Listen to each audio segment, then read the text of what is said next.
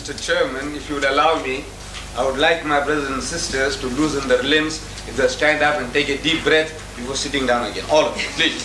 Please. Take a deep breath or two and loosen your limbs and you can relax.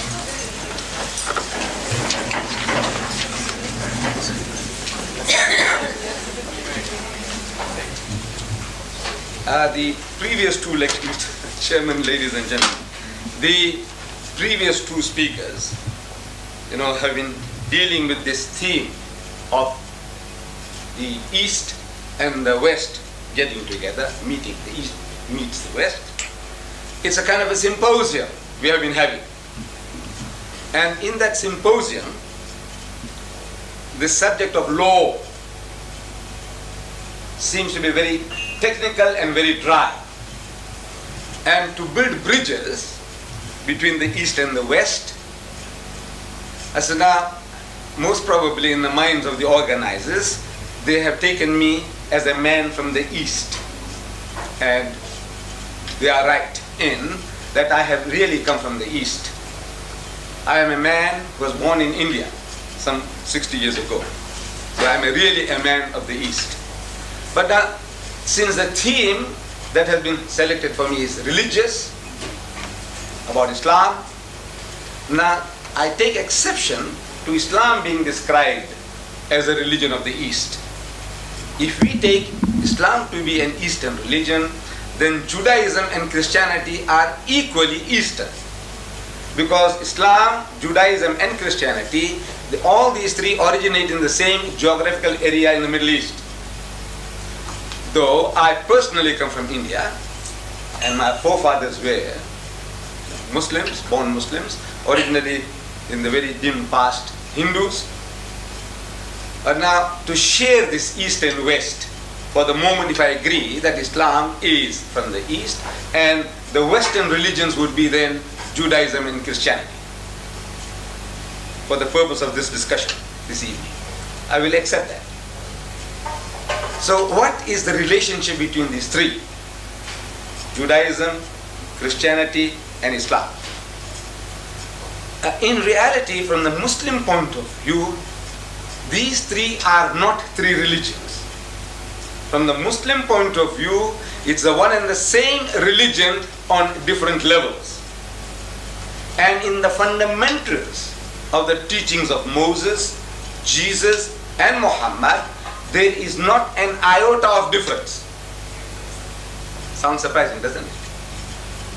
In the fundamentals of the teachings of Moses, Jesus and Muhammad, there is not an iota of difference between these three. And I prove it to you. I said, you see, the very first commandment, as it was given by God Almighty to the Holy Prophet Moses, in Hebrew, this is what it sounds like. So, Shama Israelu Adonai Eloheinu Adonai Echad, which means, hear, O Israel, the Lord, our God, the Lord is one.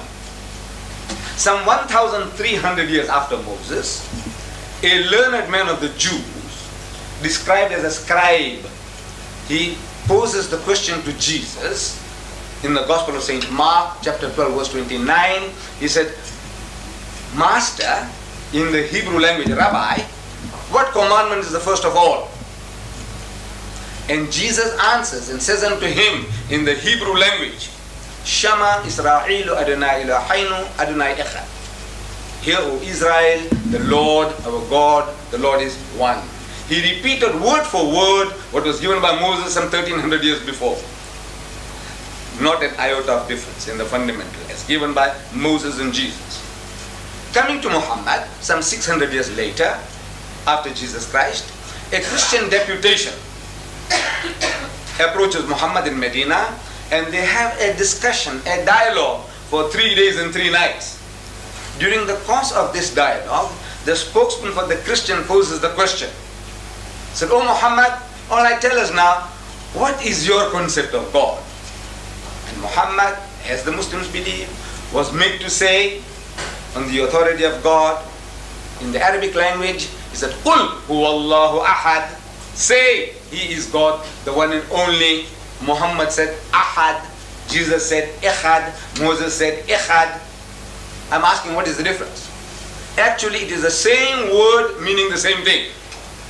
The difference between ahad and ikhad in Arabic, it was a blackboard here, I would have written it for you. If I wrote ahad, and to make it into ikhad, I just have to put a dot on the ha. It becomes ha. That's all. It's only the difference of a dot in the calligraphy, in writing. But in the meaning, the sense, 100% the same. So we Muslims, we say that in the fundamentals of the teachings of the prophets, no difference. Then these differences that are there, we say these were out of necessity. See, Islam, we say, is the culmination of the teachings of Moses and Jesus, brought to perfection. The Holy Prophet Moses, we Muslims, we accept him as our own prophet, as we accept all the Jewish prophets as our prophets. That Moses was catering for the needs of his people. They had just been rescued from the Egyptian bondage. They were traveling in the Sinai Peninsula, oasis to oasis. A nation under those circumstances needed a law that would give them quick justice, an eye for an eye and a tooth for a tooth. There was no time for lengthy litigations. There was no time for putting a man in prison. That antisocial character, the adulterer, kill him, stone him to death, get rid of him. It was more merciful to kill him, stone him, than to leave him in the desert to die of hunger and thirst. And he becomes an object lesson for others. He said, you see, this guy here, according to our system, he could have had 100 wives. Because there was no law. There was no law among the Jews as to the limit of the wives. Solomon, if you read the Holy Bible, we are told, had 1,000 wives and concubines. 700 wives and 300 concubines. Altogether 1,000. There was no law against the number of wives that one could have. So, under those circumstances, if one was not enough, you could have taken another. If two were not enough, you could have taken four. Why did you go and interfere with somebody else's property? Despoiling somebody else's rights? This guy, he deserves death. Stone him to death. And to me, this is the law. Eye for an eye, tooth for a tooth. Eye for an eye. Quick justice. Get moving. There's work to be done. This was the philosophy, the psychology behind the laws that were given. And these laws, we Muslims believe, were given by God Almighty for the needs of the children of Israel. But laws have a tendency to change the characters of people over a period of time. Any law, every law, they change the characters of people. Hitlerite Germany, one of the most cultured nations in Europe, the Germans, supposed to be. That nation incinerated 6 million Jews. All right, some say it's a fifth. All right, if not 6 million, 600,000. If not 6,000. If not 600. I say even that is dramatic enough. Just because they were Jews, if you destroy a people, I say it's dramatic enough, whether they were 600 or 6 million. How could this nation do such a thing like that? The land of Goethe and Beethoven, cultured nation. How can they do that? No, we can all be programmed. You see, under Hitler, they programmed the Germans and said, these are parasites. These people here, the Jews are like this, the Jews are like that. And once you work up a nation on that level, emotionally, and even the good-hearted people, they can see what's going on. But they say, close their eyes. They say, look, they deserve it. They deserve it. And they allowed 6 million Jews to perish. Laws. In our own country. We are living, in this country, everything is based on color.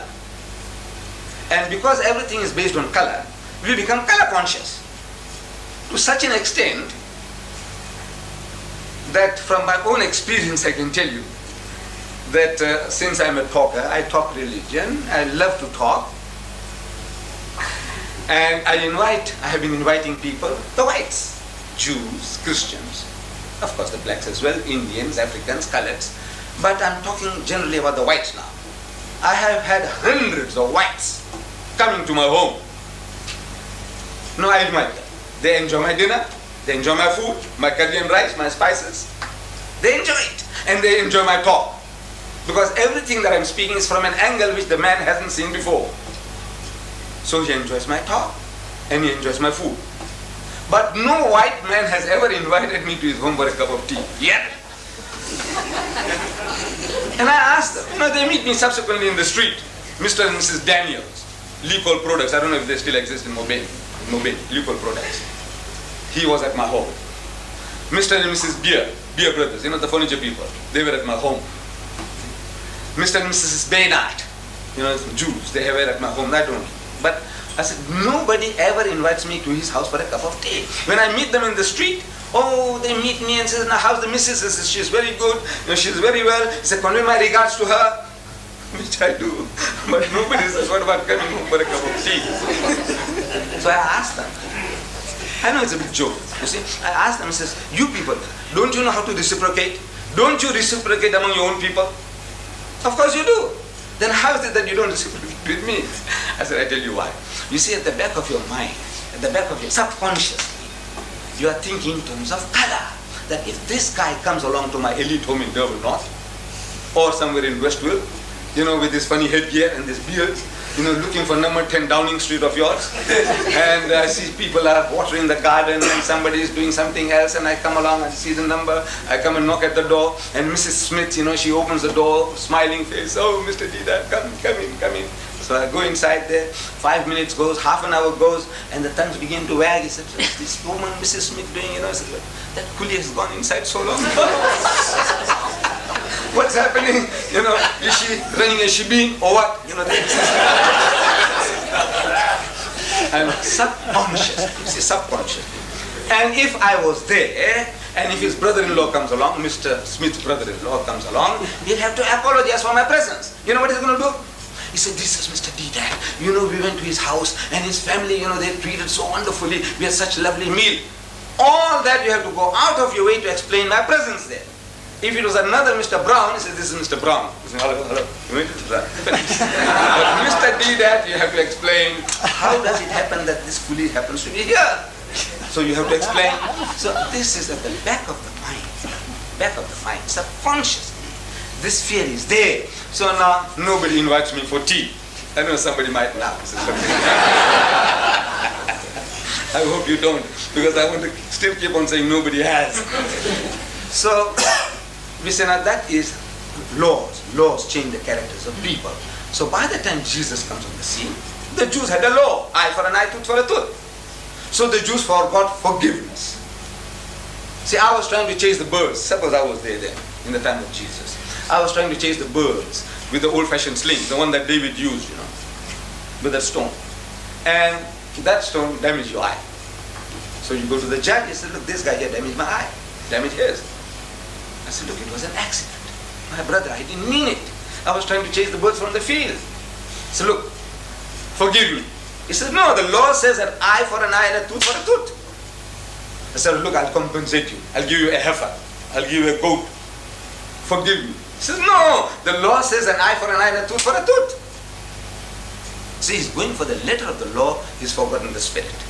So Jesus Christ, another spiritual physician among the Jews, he caters for their needs, for the sickness. The man has forgot forgiveness. So now he said, you must forgive and forgive. How many times, Lord? He says 70 times 7. That's in the Bible, in the New Testament. 70 times 7. Calculate 490. 490. Are you going to take them literally? You're going to start counting? You say, look, this is 10 times. Huh? Now you have done 99 times. And now you have done 200 times. What it means is indefinite. See, turn the other cheek. He said, if somebody says, it has been said by them of old time, an eye for an eye and a tooth for a tooth. But I say unto you, resist not evil. He who strikes you in the right cheek, give him the other. If a man takes away your coat, give him your cloak also. If a fellow makes you to walk 1 mile, walk with him 2. He said, agree with thine adversary quickly while thou art with him on the way, before he takes you before the magistrate and makes you to part with your last farthing. Beautiful remedy for a sickness. But I said, you haven't got that sickness. I was telling the British, I was there in London in July, and I was on BBC. Somebody started, throwing stones at the Muslims. Jihad, jihad war, holy war. So I was telling them on BBC One, I said, you see, this holy war that we are talking about is a war of defense. You've got to defend yourself, your person, your possession, your faith, everything that is valuable, you have to defend it with your life. And I said, you British, you did it. You did the very same thing when Hitler wanted to invade Britain. I heard Churchill. I was young then, but I was hearing Churchill on the radio. He said, we'll fight them on the beaches, we'll fight them in the air, and we'll fight them in the sea, even with broomsticks. He said that. With broomsticks, we're prepared to fight. And you fought, you defended yourself. And then when the time came, you extended your hostilities. You started bombing Berlin and München and whatnot. You did everything you did. I said, you were entitled to do. As Gibbon, the master historian, he says that in the state of nature, every person has a right to defend his person and his possession, and to extend his hostilities to a reasonable amount of satisfaction and retaliation. In the state of nature, everyone has the right to do that. If you had the right to do that, we also have the right to do that. But now, I said, you people are good Christians. You were supposed to turn the other cheek. You were supposed to give your cloak when the man took away your coat. So when Hitler wanted to invade Britain, what you good Christian ought to have done is to tell Hitler, come, open arms, come, take over Britain and our empire as well. That is what you should have done, because you were supposed to turn the other cheek. You were supposed to give away your cloak. You were supposed to walk 2 miles instead of 1. So I says, no. These are all, we say, in the evolution of religion. This is how God Almighty, He caters for your needs, your sicknesses. From time to time, if the sickness changes, the remedy changes. The sickness changes, the remedy changes. So in that evolution of religion, we Muslims believe that Islam is the fulfillment of the teaching of Moses and Jesus. Actually, in real fact, we say it is one religion on different levels. However, if you have any questions, I'll be very, very happy to answer. Because I have been warned. He says, much time has passed already. We were supposed to start at 5:30. I have been here from 4:45. I thought I was the only speaker. 5:30, I'm going to get going. But now, however, I'm very, very grateful to Mrs. Toms for this privilege, and to the chairman for giving me this opportunity. And if there are any questions that we can build further bridges, if there is a difference, why the difference? If there is a difference, why the difference? Why are we at war in the Middle East? Why are you people fighting? Who? The Jews and the Muslims. What are you fighting for? So I'm telling my people. I get there's a lot of visitors coming to the mosque. This mosque, incidentally Mr. Singh spoke about it, Mr. Chetty spoke about it, and incidentally also I have brought it for you. It's given to you in that booklet. This mosque, the largest mosque south of the equator, this one here. On Fridays we get 4,000, a congregation of 4,000. The Durban Corporation alone brings 3 busloads a week through this mosque. And among the people that visit us, there's invariably people asking the question. He says, now look, what is the difference between your religion and the other religions? So I said, look, most especially with regards to Judaism and Christianity, the Jews and the Christians, we are the closest to the Jew.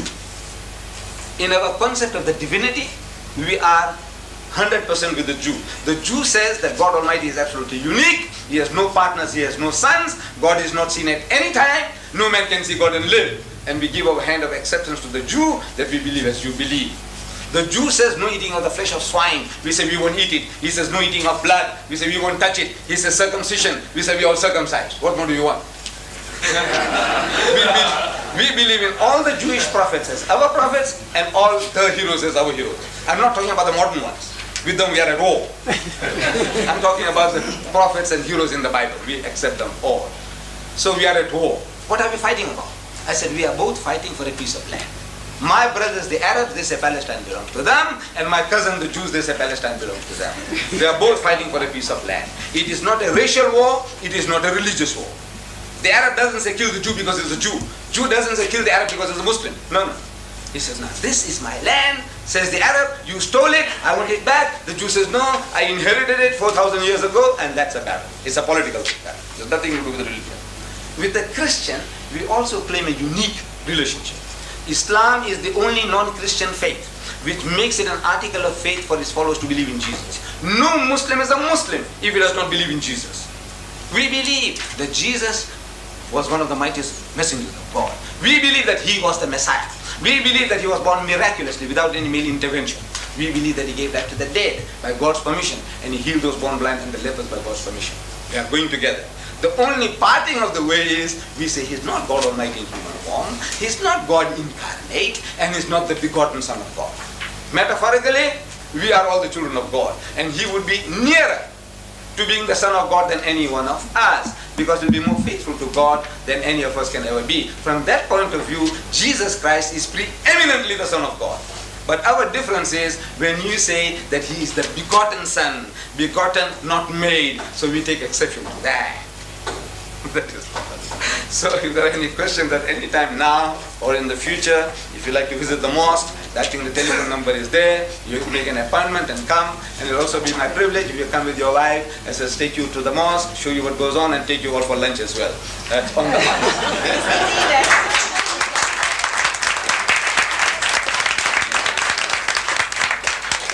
Yes? Right. My hostility is that I invited you to my house Right? to partake of what we're going to have before I even knew you. Yes, So thank you. eat your words. No. I won't. You see, you had a motive.